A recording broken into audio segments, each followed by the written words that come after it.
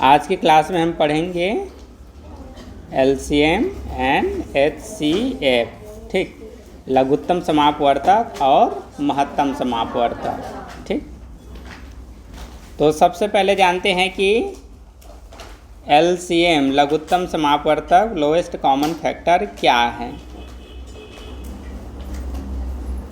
सबसे पहले मीनिंग से चलेंगे, इसका क्या मतलब होता है। ठीक, देखो एलसीएम का मतलब होता है दी हुई संख्या से डिवाइड होने वाली सबसे छोटी से छोटी संख्या को ही एलसीएम नंबर कहते हैं। तो बोलने समझ में नहीं आता है, गणित को एग्जाम्पल से समझाना पड़ता है। ठीक, कोई भी हम दो संख्या लेते हैं, जैसे कि मैंने लिया 15 और 18, ये दो संख्या मैंने लिया, तो इन्हीं दो संख्या से डिवाइड होने वाली छोटी सी छोटी संख्या को हम उनका एलसीएम कहते हैं। मतलब यहाँ पर ऐसा नंबर होना चाहिए जो 15, 18 दोनों से डिवाइड हो और छोटा से छोटा हो। उस नंबर से यदि आप छोटा ले लिए तो हो सकता है इन दोनों में से कोई एक से डिवाइड हो, लेकिन दोनों से डिवाइड नहीं होगा। उस नंबर से छोटा ले लिए मतलब दोनों से डिवाइड नहीं होगा। तो ऐसे नंबर को इनका हम एलसीएम नंबर कहते हैं। ठीक है, तो एलसीएम निकालने का डिवीजन मेथड बताया गया था। ऐसे 15 लिखना है और 18 लिखना है, और छोटी से छोटी नंबर जिससे दोनों डिवाइड हो उससे डिवाइड करना है। तो दोनों को डिवाइड करने वाली छोटी से छोटी संख्या 3 है, ये 5 टाइम में और ये 6 टाइम में। अब 5 और 6 दोनों को डिवाइड करने वाला कोई एक ही संख्या है क्या? नहीं। तो जब दोनों को डिवाइड करने वाला कोई एक ही संख्या नहीं मिलेगा तो इसका और इन दोनों का आपस में मल्टीप्लाई करना है। तो 3 × 5 × 6, 3 5 जब 15 और 15 6 जब कितना होता है? 90। तो 90 एलसीएम नंबर कहलाएगा। ठीक, अर्थात ये 90 एक ऐसी छोटी सी छोटी नंबर है, छोटी से छोटी नंबर है ना। ये 90 ऐसा छोटा छोटा नंबर है जो 15 से भी डिवाइड है और यही नंबर 18 से भी पूरी तरह डिवाइड है। अब इससे छोटा और कोई नंबर नहीं है, कोई भी नंबर नहीं है इन दोनों से डिवाइड होने वाला। किससे किससे? 15 और 18 से। इसीलिए कभी कभी क्वेश्चन ऐसे होता है, 15 तथा 18 से विभाजित होने वाली छोटी से छोटी संख्या ज्ञात कीजिए। तो आपको क्या निकालना पड़ेगा? इसका एलसीएम। अब आगे समझ में एलसीएम नंबर क्या है? इन दोनों से डिवाइड होने वाली सबसे छोटी संख्या। ये दो संख्या का हो सकता है, दो से ज़्यादा भी संख्या हो सकता है। ठीक, अब हम दूसरी तरफ देखेंगे एचसीएफ। ठीक, तो इसका भी पहले मीनिंग जानेंगे, एचसीएफ। ठीक, तो एचसीएफ क्या होता है, यहाँ पर भी एक क्वेश्चन है, एचसीएफ किसे कहते हैं। ठीक, तो एचसीएफ वह नंबर होता है जो दी गई संख्या को डिवाइड करने वाली बड़ी सी बड़ी संख्या होता है। इसमें और इस तरफ में क्या अंतर है? जैसे यहाँ पर भी हम सेम क्वेश्चन लेते हैं 15 और 18। यहाँ पर क्या है, दी हुई संख्या से हम डिवाइड करेंगे कोई दूसरी संख्या में। जैसे यहाँ पर मिला है हमें 90, तो 90 से हम 15 में डिवाइड कर रहे हैं और 90 से ही हम 18 में डिवाइड कर रहे हैं। लेकिन एचसीएफ नंबर क्या होता है? जो दी गई संख्या है इसमें आपको डिवाइड करना है। ये आ रहा है समझ में? एचसीएफ नंबर में जो दी गई संख्या ना, उसी में कोई अन्य संख्या से डिवाइड करना है। तो ये दी गई संख्या को एक ऐसा नंबर जो बड़ा से बड़ा हो और इन दोनों को डिवाइड करे, वही एक ही नंबर इन दो संख्याओं को डिवाइड करे और बड़ा से बड़ा हो, तो उसी को हम क्या कहेंगे? एचसीएफ कहते हैं। ठीक, तो ऐसी बड़ी सी बड़ी संख्या जो इन दोनों को डिवाइड करे उसी को हम इसका एचसीएफ नंबर कहेंगे। तो एचसीएफ निकालने का तरीका ये होता है, यदि दो संख्या दे रखा है तो दोनों में जो बड़ी संख्या है उसे डिवाइड के अंदर रखो और छोटी संख्या से भाग करो। तो 15 का पहाड़ा एक बार पढ़ोगे, माइनस करने पर कितना बचा? 3। तो ये तो सेम डिवीजन की तरह हो गया, बस इसके आगे समझना है। जब एचसीएफ निकालते हैं तो जैसे रिमाइंडर नंबर छोटा हुआ इस नंबर से, डिवाइजर नंबर से, ठीक, तो इस नंबर को अब इस पार लाना है। फिर से इस नंबर से जैसे रिमाइंडर छोटा हुआ तो इस नंबर को इस पार लाना है, ठीक। अब जैसे यहाँ आपने 15 से भाग किया वैसे 3 से भाग करना है। तो 3 पंचे 15, 5 बार में पूरी तरह डिवाइड हो गया। अब माइनस करने पर क्या आया? 0। तो 0 आया, मतलब इसका एचसीएफ मिल गया, ठीक। तो यहाँ ये ध्यान देना है, रिमाइंडर को लास्ट में 0 लाने वाला कौन सा नंबर है, अर्थात कौन सा नंबर है जिससे डिवाइड करने पर लास्ट में रिमाइंडर 0 आया, तो वह नंबर है 3। तो इसी 3 को ही कहते हैं एचसीएफ नंबर, ठीक। अर्थात 15 और 18 इन दोनों को डिवाइड करने वाली बड़ी सी बड़ी संख्या 3 है, ठीक। अब 3 को छोड़कर इन दोनों को डिवाइड करने वाली बड़ी संख्या कोई नहीं है। यदि आप 6 बोलते हो तो 6 से 18 डिवाइड है कि नहीं, और 6 3 से भाग है कि नहीं, लेकिन 6 से 15 डिवाइड है नहीं। तो अब ऐसे ही होता रहेगा। 5 लेते हो तो 15 तो डिवाइड हो जाएगा, लेकिन ये डिवाइड होगा क्या? नहीं। तो दोनों को डिवाइड करने वाली कोई एक ही संख्या, ठीक, उसी को हम कहेंगे इसका एचसीएफ नंबर। यहाँ तक आ गया समझ में? अब यहाँ तक समझ में आ गया तो एक कदम और है, एक प्रकार का इससे संबंधित बनने वाले गणित का क्वेश्चन।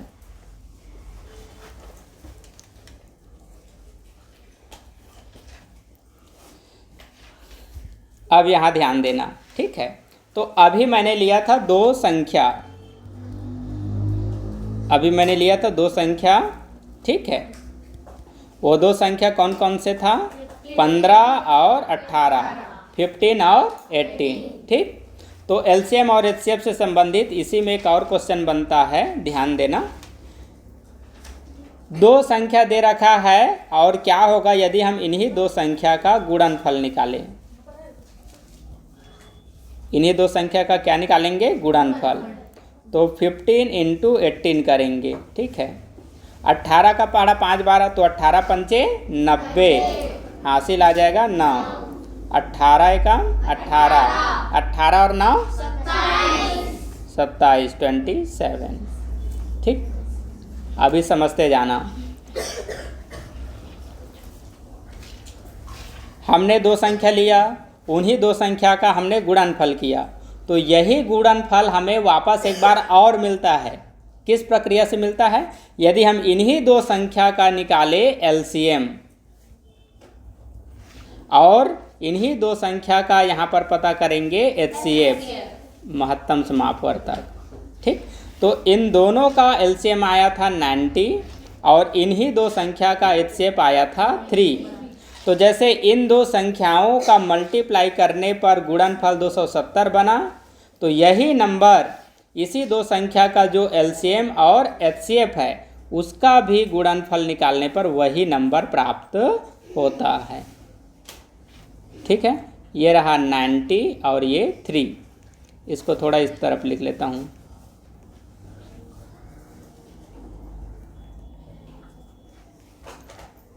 नाइन्टी इंटू 3, तो 3 का टेबल 0 टाइम 0, 3 9 जा 27, देखो आया 270 आया। अब इसी से संबंधित एक क्वेश्चन पूछा जाता है। कैसे क्वेश्चन पूछा जाता है वो ध्यान देना, ठीक है। अब जैसे कि हम एक क्वेश्चन बनाते हैं, जैसे कि पूछा जा रहा है लघुत्तम समापवर्तक क्या होगा। लघुत्तम समापवर्तक आपको निकालना है। तो जब लघुत्तम, इस आधार पर जब लघुत्तम समापवर्तक पूछा जाएगा तो यहाँ पर पूछने के लिए, क्वेश्चन बनाने के लिए उसको क्या करना पड़ेगा? या तो ये दो संख्या कौन कौन सा है ये दिया जाएगा, और इस तरफ लघुत्तम समापवर्तक पूछा जाएगा तो महत्तम समापवर्तक उसको देना पड़ेगा। तो महत्तम समापवर्तक दे दिया जाएगा 3 है। अब क्वेश्चन ऐसे लिखाया रहेगा, दो संख्याएं 15 और 18 है, उनका महत्तम समापवर्तक 3 है, तो इन्हीं दो संख्या का लघुत्तम समापवर्तक क्या होगा। यदि ये दो संख्या को ही दे रखा है तब तो कोई हेडेक नहीं है भाई, जब दो संख्या दे रखा है तो उसी का निकाल दो लघुत्तम समापवर्तक और जो आया उसको यहाँ पर लिख दो। आ रहा है समझ में? तो इसमें डाउट करने के लिए वो लोग क्या करते हैं, कंफ्यूज करने के लिए दो संख्या कौन कौन से उसको नहीं देंगे, ये दो संख्याओं का जो गुणनफल होगा उसको दे देंगे।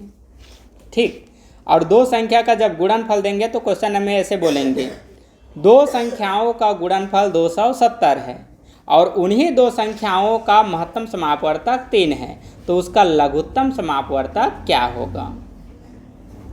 अब लघुत्तम समापवर्तक निकालने के लिए तो दो संख्या कौन कौन सा है नहीं दिया गया, उसका गुणनफल दिया गया है।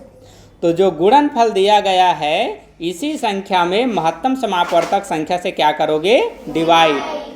तो 3 के पहाड़ा में 27 आएगा, 9 बार में 0 आएगा, 0 बार में मिल गया एलसीएम। ऐसा वाला क्वेश्चन पूछा जाएगा। ठीक है, अब इसी को चेंज करके पूछा जाएगा। अब चेंज करेगा तो क्या इसमें पूछेंगे, देखो ये दो संख्या है तो दो में से कोई एक संख्या को पूछा जाएगा। मान लो 15 को पूछा जा रहा है। ठीक है, उसी को पहली संख्या बोल सकते हैं, दूसरी संख्या भी बोल सकते हैं। अब क्वेश्चन कैसे दिया रहेगा, दो संख्याओं का लघुत्तम समापवर्तक 90 है और उन्हीं दो संख्याओं का महत्तम समापवर्तक 3 है। मतलब इस तरफ से एलसीएम और एचसीएफ दोनों दिया जाएगा और इस तरफ उन्हीं दो संख्या में से एक संख्या 18 है, ये दिया जाएगा और पूछा जाएगा दूसरी संख्या ज्ञात कीजिए या पहली संख्या ज्ञात कीजिए। तो जब इस तरफ की कोई एक संख्या दे रखा है तो इस तरफ की दोनों संख्या को देना पड़ेगा, वो दोनों संख्या का एलसीएम और एचसीएफ को देना पड़ेगा। तो ये दूसरी संख्या पता करने के लिए क्या करोगे, एलसीएम और एचसीएफ जो दो संख्या है इसका गुणनफल निकालकर 18 से भाग करना पड़ेगा, या इसको ऐसे गुणा के रूप में लिखकर 18 से आपको भाग करना पड़ेगा। तो 18 पंचे 90 और 5 तिया 15 आ गया पहली संख्या। यदि 15 दे दिया है, 18 को पूछा जाएगा तो ये तो सेम रहेगा, नीचे में क्या लिखाएगा 15। तो 15 के पहाड़ा में 90 6 बार में 6 तिया 18। एक क्वेश्चन ऐसे बनता है। तो ये वाला एकदम समझ में आ गया। चलो और किस प्रकार के एलसीएम पूछते हैं, तो अब हम सीखेंगे भिन्न संख्या का, भिन्नों का लासा व मासा। ठीक, अब इधर ध्यान दो। जैसे मैं कोई दो भिन्न संख्या लेता हूँ, एक मैंने लिया 12/26 और एक संख्या ले लिया 18/20। अब इसका निकालना है जैसे कि लघुत्तम समापवर्तक। क्या निकालना है, लघुत्तम समापवर्तक। बहुत आसान है, बस ध्यान से सुनो। जब भिन्न का लघुत्तम समापवर्तक पूछा जाएगा तो ऊपर का निकालते हैं लघुत्तम समापवर्तक और नीचे का निकालते हैं महत्तम समापवर्तक। बस यही चीज़ ध्यान रखना है। ठीक, भिन्न संख्या का लघुत्तम पूछा जाएगा तो ऊपर का ही लघुत्तम निकालना, और महत्तम पूछा जाएगा तो ऊपर का ही महत्तम। मतलब जो वैल्यू पूछा जाएगा वही वैल्यू ऊपर का निकालना है और उसका अपोजिट नीचे का। आ गया समझ में? तो यहाँ 12 और 18 का लघुत्तम निकालेंगे, कितना बनेगा, चलो हम निकाल लेते हैं। 12 और 18 का एलसीएम निकालेंगे तो 6 से ये 2 बार में और ये 3 बार में, तो ये कितने बार में मल्टीप्लाई करो, 6, 6 छक्का 36, एलसीएम आया 36। अब नीचे का निकालेंगे एचसीएफ, तो 26 और 20 दोनों में कौन बड़ा है? छोटी नंबर 20, तो 1 टाइम पढ़ेंगे, माइनस करने पर 6 बचा, है ना। तो जैसे इस नंबर से ये छोटा हुआ, इस नंबर को इस पार लाना है, तो 18 आया 3 टाइम में, माइनस करने पर 2, तो इससे अब ये छोटा हो गया, तो ये नंबर फिर इस पार आ जाएगा। और 6 के पहाड़ा में 2 के पहाड़ा में 6 होता है, कितने बार में? 3 बार में। तो देखो 0 आ गया, लास्ट में किससे डिवाइड करने पर आया? 2 से। तो एचसीएफ क्या बना? 2। यहाँ पर लिख देना, ये यहाँ आपने ल से निकाला है और यहाँ पर आपने म से निकाला है। अब आ गया समझ में? अब इसी भिन्न संख्या का हम निकालेंगे महत्तम समापवर्तक। महत्तम समापवर्तक, तो ऊपर में लिखेंगे 12/26 लिखेंगे, फिर अगली संख्या 18/20 लिखेंगे, ठीक है। तो महत्तम समापवर्तक अब निकालेंगे किसका? 12 और 18 का। दोनों में कौन बड़ा है?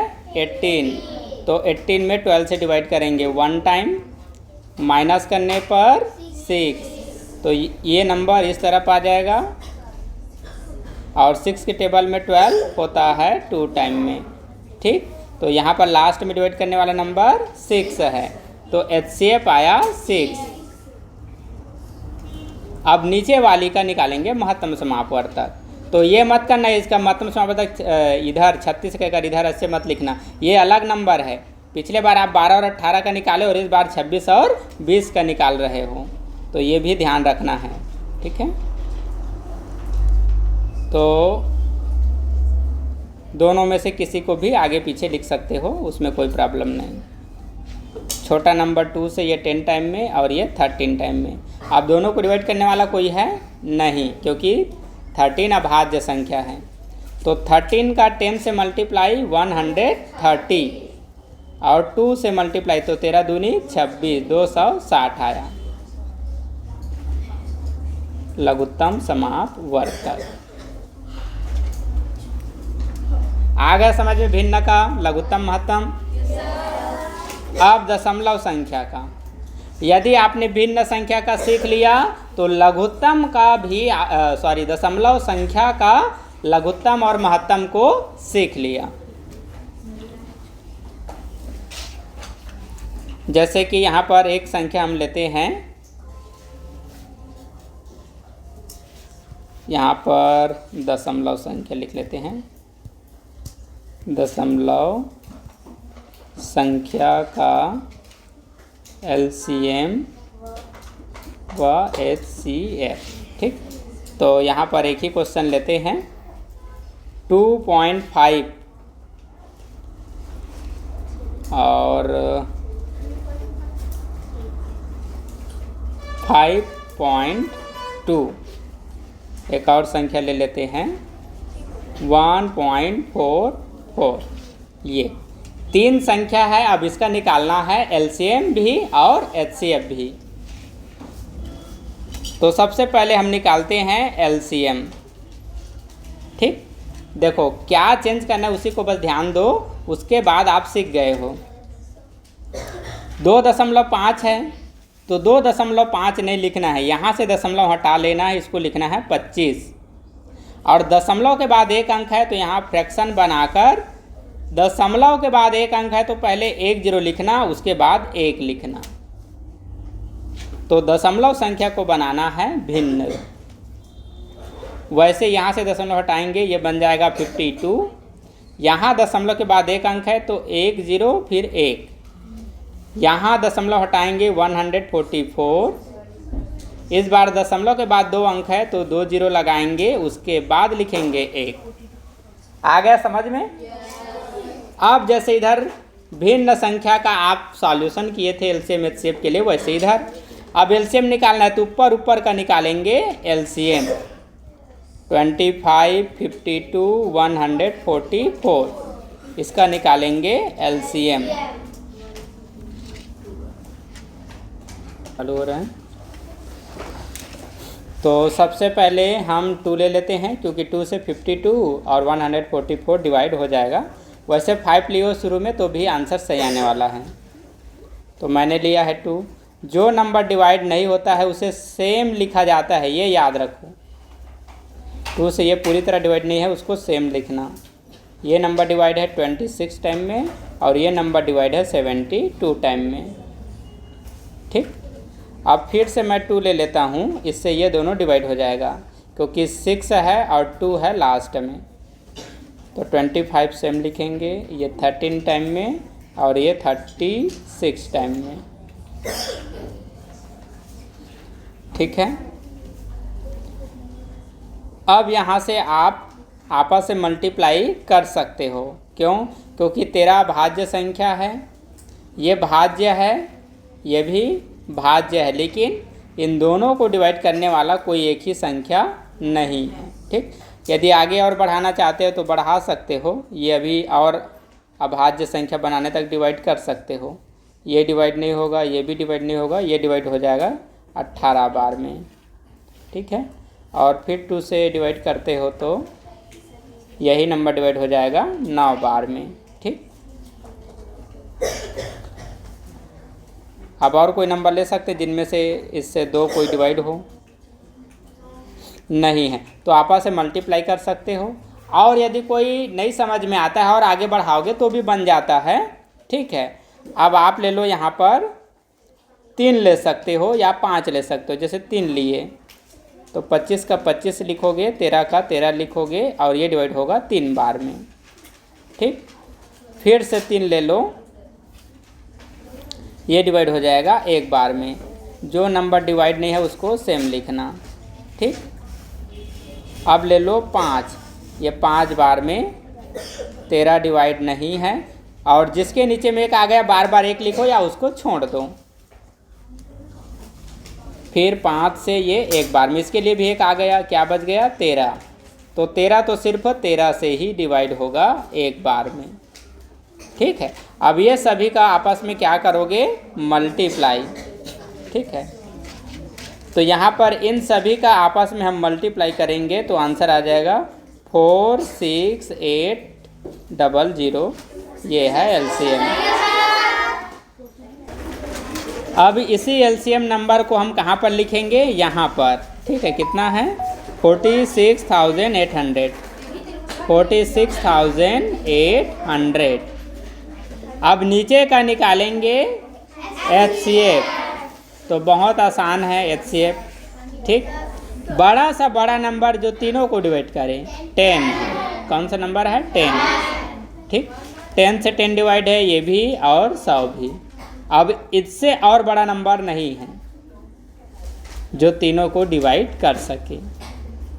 100 को डिवाइड करने के लिए तो 50 है और 100 खुद है, लेकिन इनसे तो वो बड़ा हो गया, तो इसका एचसीएफ क्या आ जाएगा 10।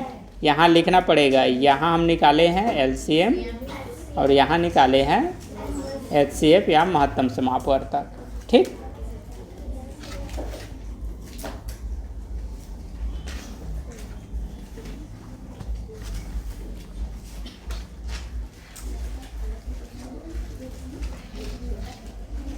ये बन गया चाइनीज़ भाषा।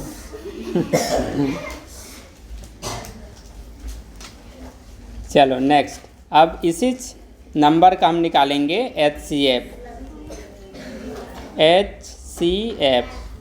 ठीक, तो अब ऊपर का निकालेंगे क्या, एचसीएफ। ठीक, तो यहाँ पर 3 संख्या है 25, 52, 144। तीनों में बड़ी संख्या कौन सी है, हाँ, तो सबसे बड़ी संख्या को ऐसे लिखना, और सबसे छोटी संख्या 25। चलो बोलो तो इसका टेबल कितने बार पढ़ेंगे, हाँ, तो यहाँ पर 125 आएगा। कितने बार में आया, 5 बार में 25 पंचे 125, ठीक, 5 बार पढ़े। अब इसे हम माइनस करेंगे तो 14 में 5 माइनस 9 और 3 में 2 माइनस 1, ये बन जाएगा 0, ठीक। तो इस नंबर से ये छोटा हुआ, इस नंबर से छोटा हुआ ना, तो एलसीएम में जैसे ही रिमाइंडर नंबर शुरू की डिवाइजर नंबर से छोटा होता है, इसको इस तरफ ले आते हैं। अब 19 से कम 19, 19 दूनी 38, 38 बड़ा हो गया, एक बार पढ़ेंगे। अब फिर माइनस करो, 15 में 9 तो 6, ये 0 में बदल जाएगा और 19 आ जाएगा इस तरफ। 6 दूनी 12, 6 × 18, ठीक। माइनस करो 1, अब 6 इस पार, 1 के पारा में 6, 6 बार में। HCF क्या आया? 1 आया। कितना आया? 1। तो 25 और 144 के द्वारा जो HCF नंबर निकला उसे लिखो और यहाँ पर जो बची संख्या है 52 उसे लिखो। अब फिर इन दोनों में कौन बड़ी है? 52। तो 52 में अब 1 से डिवाइड करोगे तो 1 से तो ये डिवाइड है ही, तो HCF नंबर क्या बना? 1। यदि शुरू का ही नंबर उसको डिवाइड कर दिया तो वही इसका HCF हो जाता है, ठीक।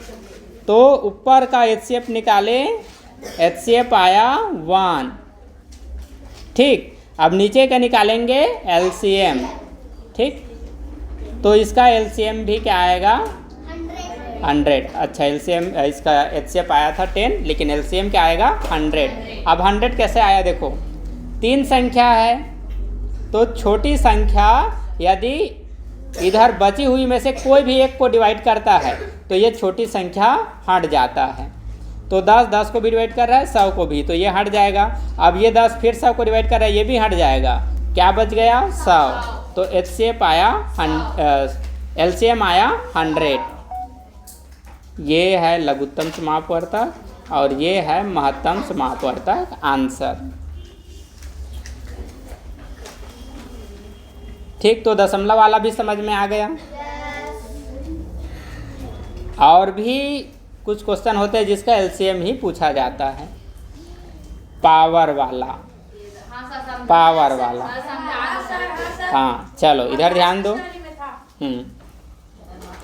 तो वही तो मैं बोल रहा हूँ, बस आप यहाँ ध्यान दो, सब प्रकार का LCM वाला क्वेश्चन यहीं से बनेगा, ठीक है। पावर या घातांक वाली संख्या का LCM, ठीक है, हिंदी में घातांक बोलते हैं। घातांक वाली संख्या का LCM व HCF, ठीक है। वो लोग जो भी कुछ करें, आप लोग जिसको जानना है वो ध्यान दो। चलो LCM और HCF निकालेंगे पावर वाली संख्या का, ठीक है। घातांक वाली संख्या में एक ऊपर में नंबर होता है और एक संख्या होता है, ठीक है। तो जैसे कि हम एक एग्जाम्पल मान लेते हैं, जैसे कि 9 है, तो 9 का पावर यदि एक बार 2 लिखाया है, इस चीज़ का पावर 5 लिखाया है, इस चीज़ के पावर एक बार 3 लिखाया है, ठीक है, और इसी नंबर का ही पावर यदि 10 लिखाया है, और इसका पूछा जा रहा है लघुत्तम समापवर्तक, ठीक। अब इधर ध्यान दो, ये 9 को क्या पढ़ेंगे और इसके ऊपर में जो छोटा सा 2 है उसे क्या पढ़ेंगे, ठीक। तो 9 को पढ़ते हैं हिंदी में आधार, ठीक। 9 को क्या कहेंगे? आधार, और 2 को बोलते हैं उसका पावर, ठीक। तो 2 होने पर वैसे इसको स्क्वायर पढ़ेंगे, 9 स्क्वायर, ठीक। और इस यहाँ पर 5 को पढ़ेंगे 9 दी पावर 5, या 9 का घातांक 5, या 9 का घात 5। तो यदि आधार एक जैसा है, आधार का नंबर एक जैसा है और उसका LCM निकालना है, तो जिस आधार का पावर सबसे बड़ा उसी को कहते हैं LCM। तो इसका सबसे बड़ा पावर वाला नंबर ये है, तो 9 द पावर 10 LCM आंसर। अब आ गए समझ में ये? अब इसी का HCF निकालना है, महत्तम समापवर्तक, है ना। तो जिस आधार का पावर सबसे छोटी है उसी को हम कहते हैं उसका HCF। तो सबसे छोटा है 9 स्क्वायर आंसर। आ गए समझ में? ठीक। अब पावर वाली एक और संख्या होता है, लेकिन वो मल्टीप्लाई के फॉर्म में होता है। हाँ ठीक है। देखो उसमें ना ये बेस एक जैसा नहीं रहेगा, अलग अलग रहेगा, तो उसका कैसे निकालोगे? ठीक, तो एक क्वेश्चन बनाते हैं। Question 1, 2 the power 7 into 8 the power 2 multiply 5 the power 3, ये है एक संख्या। अब और हम ऐसे संख्या लेते हैं, 2 the power 3 multiply 8 the power 4 multiply 5 the power 2 multiply 7, ये है दूसरी संख्या। एक संख्या और ले लेते हैं, ठीक है। 8 the power 5 multiply 5 the power 3, ये तीन संख्या है, 1 2 और ये 3। तो ये तीन संख्याओं का निकालेंगे शुरू में लघुत्तम समापवर्तक। बस इधर ध्यान दो, बहुत आसान है, क्योंकि इसमें आपको थोड़ा इसका पावर निकालना है। तो सबसे पहले हम देखेंगे सबसे छोटी बेस वाली नंबर। तो ये सभी में सबसे छोटा कौन सा बेस है? 2। तो यहाँ 2 है, यहाँ 2 है, ठीक है। दो संख्या में 2 मिल रहा है, तीसरा में नहीं है, तो जिसमें नहीं है उसको छोड़ो। अब ये दोनों 2 आधार वाली में किसका पावर बड़ा है? 7। 2 द पावर 7 को पहले लिखना है। अब मल्टीप्लाई 2 के बाद अगला, 2 के बाद जस्ट बड़ी आधार वाली नंबर कौन सा है? 5 है। कौन सा है? 5। तो अब इसी को ध्यान में रखना है, याद रखना, ठीक है। 2 के बाद अगला बड़ा नंबर कौन है? 5 है। तो 5 लिखोगे, और किसका पावर बड़ा है? 3। यहाँ पर भी 3 है, यहाँ पर भी एक 3 है, तो क्या लिखोगे? सिर्फ 5 द पावर 3। आ गया समझ में? अब 5 के बाद अगला बड़ा नंबर कौन है? 7। कौन सा नंबर है? 7। तो सिर्फ आप 7 लिखोगे, इधर तो नहीं है, सिर्फ यहाँ पर है। 7 के बाद 8, तो 8 में कौन सा पावर बड़ा है? 4। 5 है, यहाँ पर 5 लिखेंगे। ये है LCM आंसर। उसको अरेंज बस तो करना है, हो गया। ये LCM समझ में आया? हाँ, अभी HCF निकालेंगे, उससे समझना HCF को क्या करना है। देखो सबसे छोटी आधार वाली नंबर लेना है, तो वो है 2, और 2 में किसका पावर सबसे बड़ा है? ये वाला शुरू का, तो उसी को बस लिखना है। देखो यहाँ 2 है, यहाँ 2 है, तो उसको एक ही बार लिखना है। अब जैसे कि यहाँ पर 7 है, लेकिन बाकी जगह 7 नहीं है, तो उसको भी एक ही बार लिखना है। आ रहा है समझ में? हाँ। तो 2 के बाद अगला जस्ट इससे बड़ी आधार वाली नंबर कौन सा है? 5 है। तो 5 में जिसका पावर बड़ा है उसको लिखना। 5 के बाद अगला बड़ी संख्या आधार में कौन सा है? 7 है। तो 7 अकेला है, उसी को बस लिख देना। उसके बाद 8 है, तो 8 का पावर यहाँ पर बड़ा है, उसको यहाँ लिख दिए। आ गया आंसर? अब इन निकालोगे HCF, और इस HCF को ज़्यादा ध्यान देना है। इसी संख्या का निकालोगे HCF, ठीक। तो सबसे पहले छोटी आधार वाली संख्या जो तीनों में हो, तीनों में होना जरूरी है। जैसे यहाँ 2 है, यहाँ 2 है, लेकिन यहाँ है क्या? नहीं, तो इसमें उसको शामिल नहीं करना है, यही इसमें इम्पोर्टेंट है। यहाँ 2 है, यहाँ 2 है, लेकिन यहाँ पर है क्या? नहीं, तो 2 शामिल नहीं होगा। अब 8 में आ जाओ। यहाँ पर 8, यहाँ पर 8, यहाँ पर 8, तीनों संख्या में 8 है। अब तीनों में 8 है, लेकिन किसका पावर सबसे छोटा है? 8 स्क्वायर। तो 8 स्क्वायर लिखोगे। अब मल्टीप्लाई 8 के बाद और ऐसा नंबर जो तीनों में शामिल हो 5, तो यहाँ 5 the power 3, 5 the power 2, 5 the power 3, क्या लिखेंगे? क्योंकि ये तीनों में है, ये है HCF का आंसर। ठीक है, तो ये था पावर वाला।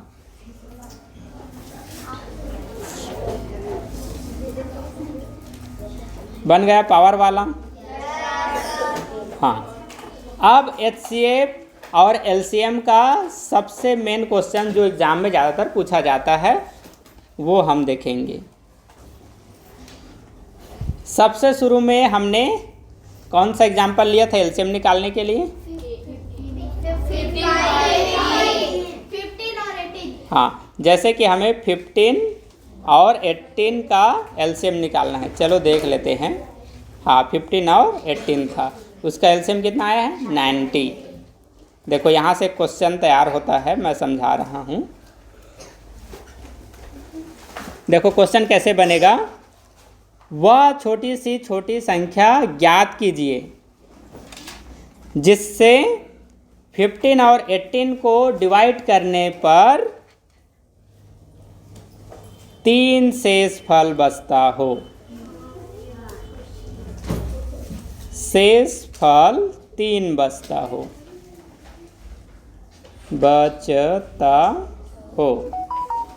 ये तो ऐसे वाले क्वेश्चन को कैसे बनाया जाता है ध्यान दो। ठीक है, आपको वह छोटी सी छोटी संख्या पता करना है जिससे 15 और 18 दोनों से भाग करोगे उस नंबर में तो 3 शेषफल बचेगा। वह नंबर पता करने के लिए क्या करोगे? देखो दी हुई संख्या का फिर से निकालोगे LCM। तो 15 और 18 का LCM निकालेंगे, कितना आ जाएगा? 90। और इसी 90 में ही जितना शेषफल बचेगा बोला जा रहा है उसी को इसमें जोड़ दो, तो कितना बन गया? 93। तो इसका आंसर आया 93। बस हो गया। अब 93 से आप 15 से भाग करोगे तो भी 3 बचेगा, 18 से भाग करोगे तो भी 3 बचेगा। ये देखो 93 भाग 15, तो 15 6 90, डिवाइड करो, माइनस करो, 3 बचा। अब इसी 93 में 18 से डिवाइड करो तो 18 पंचे 90, माइनस करने पर यहाँ पर भी 3 बच गया और वही चीज़ बोला था। तो यहाँ से एक चीज़ सीख गए। क्या सीख गए? यदि शेष फल इतना बचता हो बोला जाएगा, छोटी सी छोटी संख्या जिसमें 3 शेष फल बचे, तो दी हुई संख्या का निकालोगे LCM और जितना शेषफल बचेगा बोला जाएगा उसी को इसमें जोड़ देना। ठीक है, तो जोड़ने पर जो नंबर हुआ यही उसका क्या कहलाएगा? LCM आंसर कहलाएगा।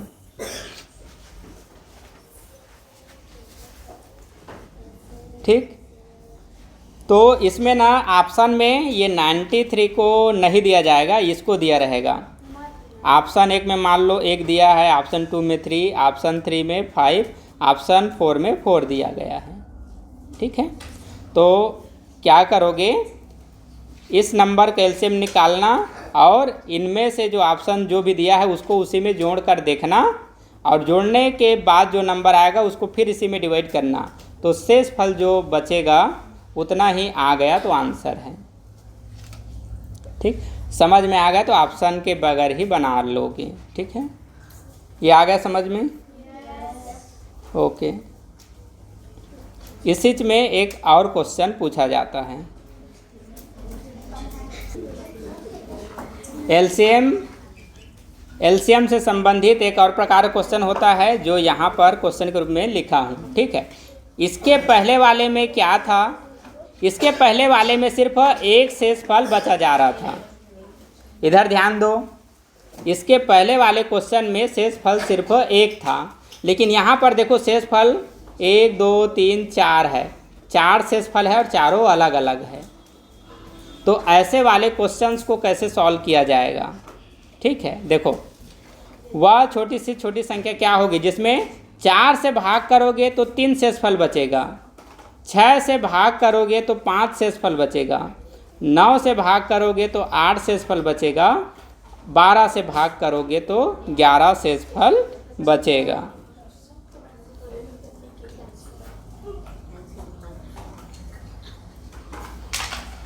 ठीक, तो ऐसे क्वेश्चंस को सॉल्व करने के लिए सबसे पहले हम क्या करते हैं, जिस संख्या से भाग किया जाना है तो उसके द्वारा जितना शेषफल बचेगा उसको इसके साथ माइनस किया जाता है।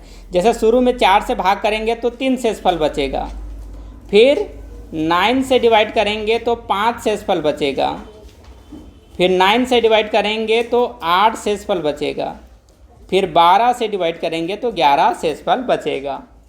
ठीक, तो हम क्या करते हैं, भाग करने वाली संख्या और बची हुई संख्या शेषफल संख्या इनका निकालते हैं अंतर। तो सभी का अंतर आ रहा है 1, सभी का अंतर क्या आया 1। अब इसके बाद क्या करना है, देखो अभी ज़्यादा कंफ्यूज मत होना, ये दी हुई संख्या का फिर से निकालोगे एलसीएम। ठीक है, तो 4 6 9 और 12 का हम निकालेंगे एलसीएम। तो इसका एलसीएम जैसे निकल कर आएगा 36, इसका एलसीएम कितना निकलेगा 36। और इसी 36 में ये सभी संख्याओं का अंतर कितना आया है 1, तो 1 को ही इसमें घटा देना, 35 हो जाएगा इसका आंसर। ठीक है, तो नया इसमें ये चीज़ था, जो क्रमशः शेषफल है उसको इसी में माइनस करना, तो अंतर कितना है 1 का। अब इसी का एलसीएम निकालना और उसी 1 को इसमें घटा देना, ये हो गया उसका एलसीएम।